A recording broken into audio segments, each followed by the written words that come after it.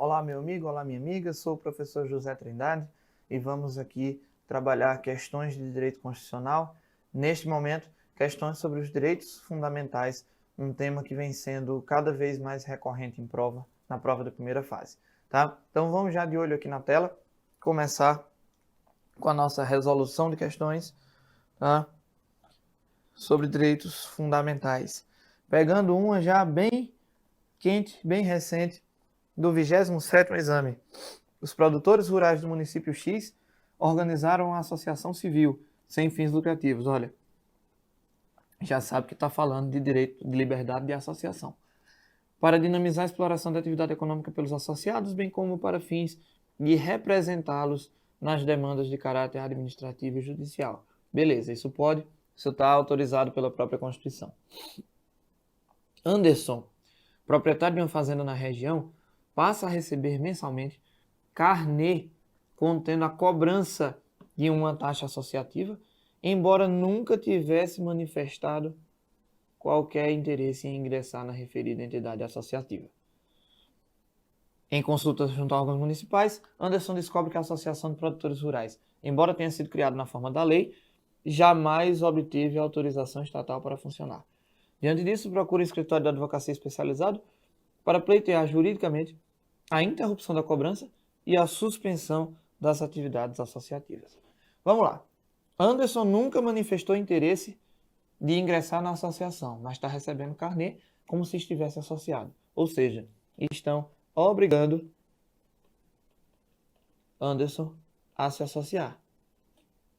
E ninguém será obrigado a se associar ou permanecer associado, tá? Então, nesse ponto aqui, a associação está errada. Mas o fato dela jamais ter obtido autorização estatal para funcionar, isso é irrelevante. A autorização não, a associação não precisa de autorização estatal para funcionar. É inclusive vedada a interferência estatal no seu funcionamento. Então, isso daqui não tem interferência nenhuma para a questão. Tá? Foi só um dado para tentar induzir você a errar alguma coisa. Tá? E ele pergunta, olha, ele quer interromper a cobrança, beleza, e a suspensão das atividades associativas. Se ele quer suspender as atividades da associação, não pode ser pelo fato de não ter tido autorização. Já vimos que isso aqui é irrelevante. Mas digamos que ele encontra um motivo para obter a suspensão, para pedir a suspensão das atividades. Suspensão das atividades da associação apenas mediante decisão judicial, que não precisa ser transitada em julgado, né? Se fosse a dissolução compulsória da associação, aí sim, precisaria de uma decisão judicial transitada em julgado. Mas sendo a suspensão das atividades, basta uma decisão judicial, ainda que não transitada em julgado. Vamos para as alternativas.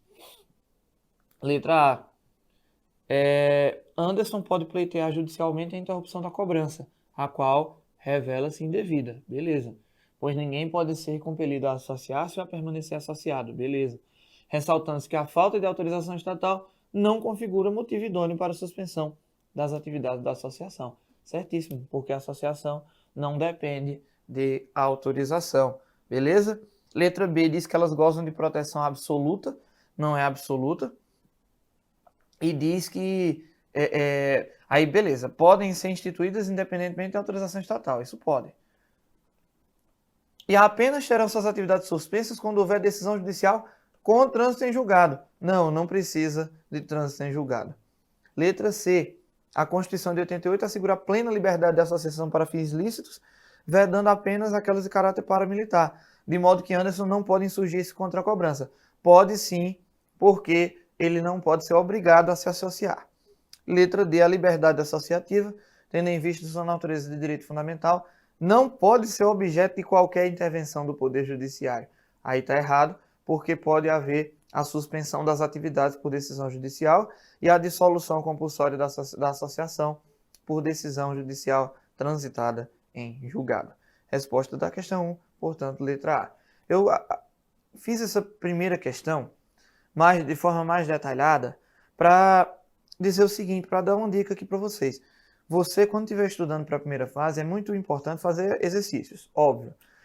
E fazendo exercícios é muito importante você não só responder a questão, como também justificar, analisar todas as outras alternativas, tá? Para justificar o erro das outras. Primeiro, porque você estuda mais, assim, você grava melhor as informações. Segundo, porque você tem segurança de por que está acertando, tá? Você vai ganhando segurança, vai ganhando certeza na hora de responder as questões. As demais questões nós vamos fazendo de uma forma mais célere, tá? Para dar andamento aqui ao nosso curso. Questão do 26º exame. Antônio, líder ativista que defende a proibição do uso de quaisquer drogas, cientifica as autoridades sobre a realização de manifestação contra o projeto de lei sobre a liberação do uso de entorpecentes. Beleza. É o que precisa, né? Para ter reunião, basta que seja para fins pacíficos, sem uso de armas, com o prévio aviso às autoridades, não precisa de autorização das autoridades, né? E desde que não frustre uma reunião anteriormente marcada para o mesmo lugar. Marina, líder ativista do movimento pela liberação do uso de toda e qualquer droga, ao tomar conhecimento de tal evento, resolve então, sem solicitar autorização à autoridade competente, marcar para o mesmo dia e local manifestação favorável ao citado projeto, de forma a impedir a propagação das ideias defendidas por Antônio. Veja, Marina está certa numa coisa e errada noutra. Ela não precisa de autorização da autoridade competente, basta comunicar. Mas ela está errada aqui, ó. Ela não pode frustrar outra reunião anteriormente marcada para o mesmo local, tá? Então, Marina não pode dar continuidade à sua iniciativa. Aí olha o que diz a letra B, pois o direito de reunião depende de prévia autorização. Não. Letra C, Marina não poderia dar continuidade à sua iniciativa, já que sua reunião frustraria a reunião de Antônio, anteriormente marcada e convocada para o mesmo local. Beleza? Questão corretíssima, letra C. Tudo que a gente trabalhou lá nas nossas aulas teóricas, qualquer dúvida, volta lá para você fazer os exercícios com mais segurança. Questão do 24º exame. Marcos recebeu por herança, e a Constituição garante o direito de herança, grande propriedade rural no estado Sigma, dedicada à medicina e não possuindo maior interesse pelas atividades agropecuárias desenvolvidas pela sua família. Marcos deixou, nos últimos anos, de dar continuidade a qualquer atividade produtiva nas referidas terras.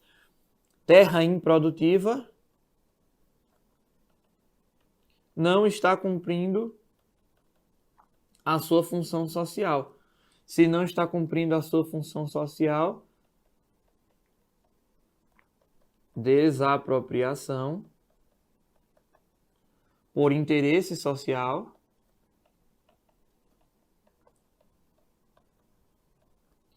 para fins de reforma agrária. E aí o que é que vai acontecer? Volta lá para a aula, qualquer dúvida. Vai acontecer uma desapropriação em que se garante o direito à indenização, mas essa indenização é posterior e não é em dinheiro. Só as benfeitorias úteis e necessárias feitas na terra é que seriam em dinheiro, mas a indenização é em títulos da dívida agrária, tá? Ciente de que sua propriedade não está cumprindo a função social, Marcos procura um advogado para saber se existe alguma possibilidade jurídica de vir a perdê-la. Existe desapropriação por interesse social. Letra A diz que o direito de Marcos a manter suas terras deverá ser respeitado. Não, porque ele não tá, a propriedade não está cumprindo a função social. Letra B, a propriedade que não cumpre sua função social poderá ser objeto de expropriação sem qualquer indenização. Errado. Essa expropriação, que é sem qualquer indenização, é nos casos lá de cultivo de psicotrópicos, tá? É do cultivo de psicotrópicos e no cultivo de trabalho escravo. Aí sim, você perde a terra toda, né? E aí sem qualquer indenização. Mas a propriedade que não cumpre sua função social tem direito à indenização. Letra C. A propriedade por interesse social poderá vir a ser objeto de desapropriação, devendo ser, no entanto, respeitado o direito de Marcos à indenização. Aprofundando, indenização que deve ser posterior e em título da dívida agrária, tá? Salvo as benfeitorias úteis e necessárias que serão indenizadas em dinheiro. Resposta letra C, portanto. Letra D diz que o direito de propriedade está cabalmente garantido, portanto está errada. Outra questão do 24. Atos generalizados de violência e vandalismo foram praticados nas capitais de alguns estados do país, com ações orquestradas pelo crime organizado. Identificados e presos alguns dos líderes desse movimento, numerosos políticos com apoio popular propuseram a criação de forma juridicamente correta de um juízo especial para apreciação desses fatos em caráter temporário, a fim de que o julgamento dos líderes presos se revele exemplar. Isso aqui pode? Não pode. Criar um tribunal específico para julgar um caso específico de forma temporária? Não pode. Isso daqui é tribunal, é o chamado tribunal de exceção. É o chamado tribunal à quo. E não pode, a Constituição veda qualquer juízo ou tribunal de exceção. Resposta, portanto, letra B.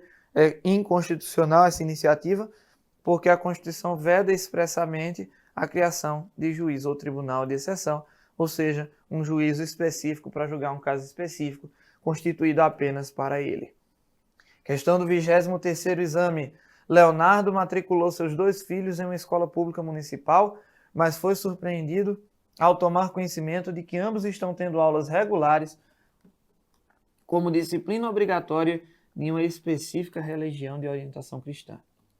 Indignado, ele procura você como advogado para, como advogado, orientá-lo sobre a regularidade de tal situação.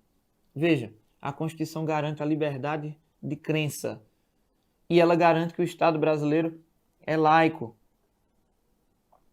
Tá? Então, o que é que vai acontecer aqui? Essa prática é inconstitucional. Tá? Pode ter ensino religioso nas escolas? Pode. Ensino religioso? Pode. Pode ter ensino religioso confessional, ou seja, ensino religioso de religiões específicas? Pode. Mas isso daqui tem que ser sempre em caráter facultativo. Tá? Tem que ser sempre em caráter facultativo. Beleza? Então não pode ser. O problema todo está aqui, ó, disciplina obrigatória. O fato de ser de uma específica religião pode até não causar problema, mas o maior problema aí está no fato de ser obrigatória, tá? Então essa prática é inconstitucional, pois a laicidade estatal deve garantir que nenhuma religião possa ser preferida à outra no âmbito do espaço público estatal, sendo o ensino religioso facultativo. Perfeito? Beleza. A letra D está errada, porque diz que pressupõe a vedação a qualquer espécie de orientação de ordem religiosa nas escolas públicas. Também não é assim, né? 22º exame. A teoria dimensional dos direitos fundamentais examina, teoria dimensional dos direitos fundamentais, aquelas dimensões que nós falamos lá nos vídeos teóricos, primeira, segunda e terceira. Tem gente que fala de quarta, quinta, mas aqui para a prova da OAB vamos ser racional, tá? Vá até a terceira somente. A teoria dimensional dos direitos fundamentais examina os diferentes regimes jurídicos de proteção desses direitos ao longo do constitucionalismo democrático, desde as primeiras constituições liberais até os dias de hoje. Nesse sentido, a teoria dimensional tem o mérito de mostrar o perfil, etc, etc. Vamos pular aqui. A partir dos conceitos da teoria dimensional dos direitos fundamentais, assinale a afirmativa correta. Gente, vamos lá. Direitos de primeira geração são os direitos mais ligados à liberdade. São chamados direitos negativos, porque eles impõem ao Estado uma abstenção. O Estado não pode invadir minha propriedade, o Estado não pode tirar minha vida, o Estado não pode impedir minha liberdade de reunião, etc. Já os direitos de segunda dimensão, só revisando rapidamente, a gente falou aí num vídeo específico, bem detalhado sobre isso. Segunda dimensão são os direitos ligados à igualdade. Não basta o Estado se abster de atuar. Ele tem que atuar para garantir que as pessoas vivam em condições mínimas, tá? E tentar igualar essas pessoas, as condições de vida dessas pessoas, tá? Então são direitos positivos, porque eles pressupõem prestações estatais, eles pressupõem não mais o Estado parado, calado, deixando as pessoas viverem.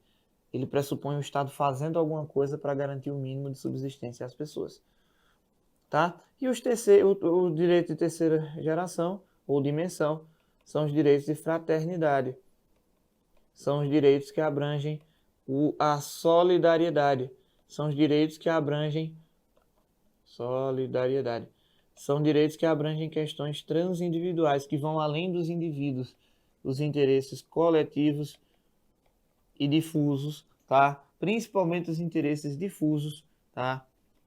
Coletivos em sentido geral, tá? Coletivos em sentido amplo. Aí vamos lá. Os direitos estatais prestacionais ligados ao Estado liberal de direito nasceram atrelados ao princípio da igualdade formal perante a lei, perfazendo a primeira dimensão. Errado. Os direitos prestacionais perfazem a segunda dimensão. Tá? E esses direitos prestacionais não estão ligados ao princípio da igualdade formal. Princípio da igualdade formal. Estado, trate todo mundo igual, porque todo mundo é igual perante a lei. Os direitos prestacionais dizem o seguinte: Estado, nem todo mundo é igual, então você tem que fazer coisas para tentar igualar as pessoas. Ou seja, ele se ampara no postulado da igualdade material. Tá? Tratar igualmente os iguais e desigualmente os desiguais na medida de sua desigualdade. Letra B. A chamada reserva do possível, falamos disso quando tratamos de direitos sociais, relacionados à escassez de recursos econômicos e financeiros do Estado, não tem nenhuma influência na efetividade dos direitos fundamentais. Errado. A gente até falou da dicotomia do mínimo existencial versus a reserva do possível. Em que muitas vezes o Estado não tem dinheiro para efetivar essas prestações dos direitos de segunda dimensão. Letra C. O conceito de direitos coletivos de terceira dimensão se relaciona aos direitos transindividuais de natureza indivisível, transindividuais, solidariedade, fraternidade, coletivos em sentido amplo, de natureza indivisível, de que sejam titulares pessoas indeterminadas e ligadas por circunstâncias de fato, como ocorre com o direito ao meio ambiente. Transindividuais, quer dizer, você já associa com a terceira dimensão. Beleza. De natureza indivisível, de que sejam titulares pessoas indeterminadas e ligadas por circunstâncias de fato. Direitos de natureza indivisível, de que sejam titulares pessoas indeterminadas ligadas por circunstâncias de fato. Veja só. Lá na definição de direitos coletivos, a doutrina do direito constitucional, ela define os direitos coletivos como sentido amplo, como eu coloquei aqui, ó, direitos coletivos em sentido amplo. E divide os direitos coletivos em sentido amplo em 3 categorias. Nos direitos coletivos propriamente ditos, nos direitos difusos e nos direitos individuais homogêneos. Direitos individuais homogêneos é um direito que é individual, mas várias pessoas têm da mesma forma, então pode ser protegido de forma homogênea. É o caso, por exemplo, quando o Ministério Público ajuiza uma ação civil pública para combater aumentos abusivos na mensalidade escolar. É um direito, ele está lutando por direitos individuais das pessoas, de não pagar o preço abusivo nas mensalidades. Mas só que como tem várias pessoas sendo titulares daquele mesmo direito, individualmente, então dá para proteger em conjunto. Os direitos coletivos propriamente ditos são aqueles direitos de uma coletividade determinada. Tá? É quando dá para eu determinar. É quando, por exemplo, eu tenho uma categoria de servidores públicos que tem direito a receber uma gratificação. Tá? Esse é um direito coletivo, que é um direito só da categoria, um direito da categoria. Isso é muito comum com os direitos trabalhistas. E os direitos difusos são aqueles direitos que são de todo mundo e não são de ninguém. São aqueles direitos de uma coletividade indeterminada, como é o caso do meio ambiente. Aí a FGV, nessa questão aqui, foi inclusive uma questão de prova, da minha prova, da prova que foi aprovada. Eu acertei essa questão, mas eu discordo do gabarito dela. Porque a FGV falou o seguinte, olha, a definição que eu dei aqui, natureza indivisível, de que sejam titulares pessoas indeterminadas, eu estou falando de direitos difusos.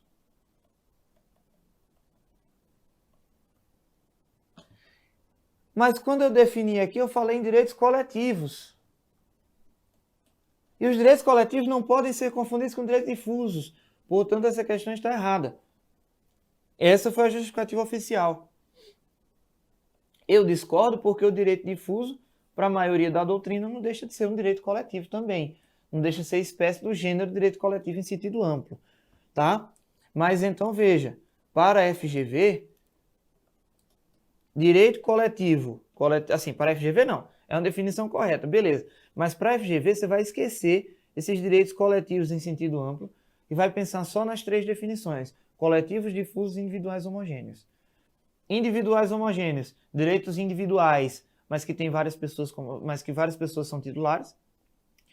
Direitos difusos, titularidade de uma coletividade indeterminada. E direitos coletivos, titularidade de uma coletividade determinada. O erro da questão está falar em direitos coletivos, coletividade, pessoas indeterminadas. Pessoas indeterminadas correspondem a direitos difusos, tá? Portanto, essa questão foi dada como errada. Repito, eu discordo do gabarito, mas não sou ninguém para discordar do gabarito da FGV. Então, para a FGV, você vai levar isso daqui, tá? Para a sua prova. E você vai esquecer esse conceito de direitos coletivos em sentido amplo. Solidariedade. Direitos de terceira dimensão, você vai pegar, vão estar ligados a coletividades indeterminadas, a solidariedade, a transindividualidade, tá? Então você vai falar especificamente dos direitos difusos. Letra D. Sob a égide da estatalidade mínima do Estado liberal, os direitos negativos de defesa dotados de natureza absenteísta são corretamente definidos como direitos de primeira dimensão. Essa aqui está perfeita. Foi inclusive por isso que eu acertei a questão na prova. Porque a letra C eu discordo que ela está errada, mas é quando eu vi a letra D, cara, a letra D está perfeitinha, a letra C dá para ter polêmica. Vou na D. Resultado, fui na D e acertei. Porque a D está perfeitinha, cara. Direitos negativos, natureza absenteísta, ou seja, abstenção do Estado, primeira dimensão. Corretíssimo. Resposta perfeita. Questão do 21º exame, letra D, portanto. 21º exame, W, deputado federal, proferindo discurso no Congresso Nacional, fez contundentes críticas ao que denominou de abuso midiático contra a classe política. Acrescentou estar elaborando um projeto de lei ordinária que tem por objetivo criar regras de licenciamento a que deverão se submeter os veículos de comunicação, principalmente jornais e revistas. Pode? Não pode, porque a liberdade de imprensa, a liberdade de manifestação do pensamento independe de censura e independe de licença. Não pode. Esse projeto do deputado é inconstitucional. Beleza? Então, portanto, letra D de dado é inconstitucional, pois a Constituição da República garante expressamente que a publicação de veículo impresso de comunicação independe de licença da autoridade. Beleza? Então, esse é o nosso primeiro bloco de questões de direitos fundamentais. Na sequência, a gente segue aqui ainda nesse tema. Um abraço e até a próxima.